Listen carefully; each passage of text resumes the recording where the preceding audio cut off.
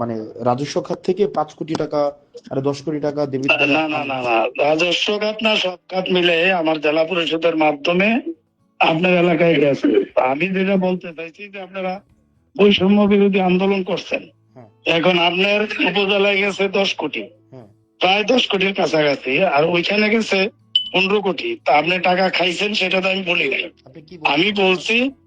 আমি বলছি যে ডেভেলপমেন্ট ওয়ার্কে আপনারা 2 উপজেলায় নিয়ে গেছেন 25 কোটি, তো বৈষম্য বিরোধী না না ওইটাই বলছি। এটা হয়তো মিডিয়াতে পুরোটা হয়তো আসে নাই আর কি, সেটা হইতে পারে, বাট আমি না না আমি মিন করতে চাইছি এটাই। তো এখন পুরা কথা হয়তো আসে নাই, সেটাই আপনি খাইছেন সেটা আমি বলি নাই। আমি বলছি আপনার এলাকায় কাজের জন্যই নিছেন, কাজ ছাড়া তো হবে না, কাজ করছেন সেটাই বলছি। আমার সাংবাদিকরা জিজ্ঞেস। তো আজকে এই পর্যন্তই, কিন্তু প্রশ্নগুলো এখানেই শেষ নয়। এই দেশ, এই রাজনীতি, এটা আমাদের সবার।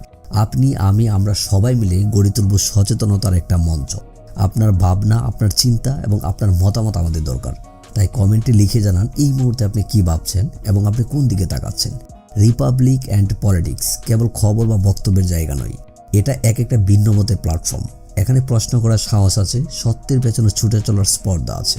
চ্যানেলটি ভালো লাগলে অবশ্যই সাবস্ক্রাইব করে পাশে থাকুন, কারণ একটা ক্লিকেই হতে পারে হাজারো অন্ধকার ভেদ করে আলো খোঁজা শুরু।